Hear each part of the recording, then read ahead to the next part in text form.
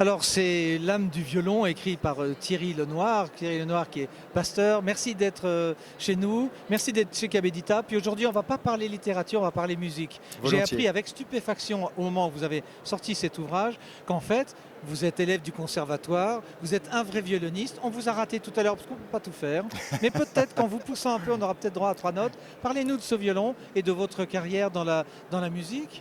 Alors c'est vrai que la musique a toujours été très présente. Je l'ai eu dans les gènes parce que j'ai eu un père lui-même qui était violoniste et qui m'a transmis son instrument.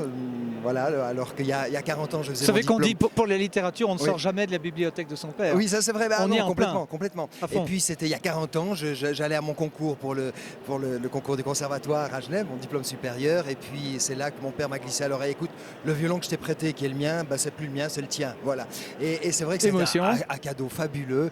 Et il m'accompagne. Il y a celui-là et puis un autre petit violon qui est là. On va demander à la caméra de regarder. Voilà, ça c'est 18e siècle. Qui est un petit. Alors oui, il est beaucoup plus ancien. C'est un violon de début 18e siècle aussi. Un instrument qui m'est tombé du ciel comme cela. Puis voilà. Puisqu'on parle, on va pas parler du livre parce qu'il faut que vous le lisiez. Et on le mettra certainement à notre catalogue. Comment se fait-il qu'il y a cet attachement, peut-être divin, entre l'homme et le violon? On a toujours parlé du violon avec un respect. On ne parle pas comme ça d'une Stratocaster, quoique. Tout à fait. Des guitares. Hein. Alors c'est vrai que ma réflexion est nourrie d'une rencontre. La rencontre avec un luthier extraordinaire, Luc Breton, qui est vraiment un de ces luthiers qui est tombé mais tout droit du XVIIe siècle et qui est fidèle à la conception des anciens, qui a été bien oublié aujourd'hui par les luthiers. C'est-à-dire les anciens considéraient que tout leur artisanat était le miroir d'une réalité supérieure. Hein, c'est la fameuse, ce qu'on appelait l'analogia entis, c'est-à-dire que, comme disait Platon, d'ailleurs Socrate, hein, on ne voit sur le mur de notre caverne qu'une ombre d'une réalité supérieure. Absolument. Oui. C'est exactement ce qu'il faisait. Et avec la même analogie, avec la même symbolique, la même conception que les artisans des cathédrales. Alors, voilà, voyez, sauf que bon, dans une cathédrale, il s'y passe des cérémonies. Oui. Le violon existe, mais il faut l'homme, celui qui en joue. Ah oui, mais il s'y passe aussi de magnifiques cérémonies. Et puis la cathédrale a besoin aussi des hommes pour pouvoir célébrer. Et le violon est rempli de ce souffle divin animé par l'artiste qui joue. Et on retrouve toute la même symbolique spirituelle qui se veut réunir le ciel et la terre. Vous connaissez certainement le musicien français Pierre Schaeffer qui travaillait à l'ORTF, dont le père, qui était violoniste, disait au fils: chaque jour, travaille ton instrument. Oui. Est-ce que vous êtes obligé, vous, de travailler chaque jour, depuis tous les jours? Je le travaille, bien sûr, parce que mon professeur me disait un jour d'arrêt, c'est 2 jours pour le récupérer. Mais comment vous faites le dimanche quand il y a des prêches? Non, vous trouvez toujours un moment. On trouve toujours le temps pour faire ce que l'on a choisi de faire. C'est comme les exercices de yoga. Mais bien sûr. Donc le temps, c'est à nous de choisir ce qu'on en fait, et puis on trouve le temps. Hein. C'est pas lui qui est notre tyran.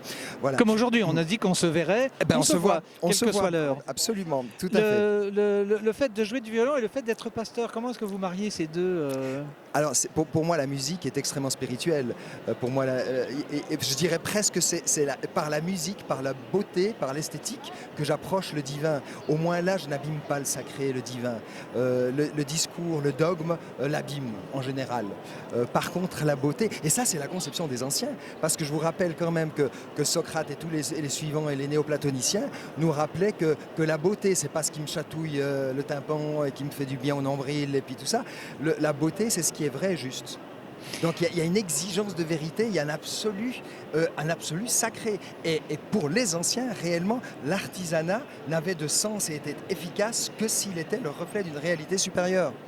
Alors ma foi, Thierry, le temps fait du mal à la faire. Je ne sais pas si pour la vidéo et pour YouTube et toutes nos techniques. Mais on s'en fiche, on a un grand plaisir. Voilà. On salue Adrien Fernet qui tient la caméra depuis ce matin et ça mérite du travail de violoniste. Salut Adrien. Nous on va se retrouver, on doit déjà conclure. On va finir sur le bouquin de Thierry Lenoir ou sur le violon, comme tu veux. Les deux. L'âme du violon chez Kabedita, bien sûr. Eric Caboussa. Merci Thierry. Merci beaucoup.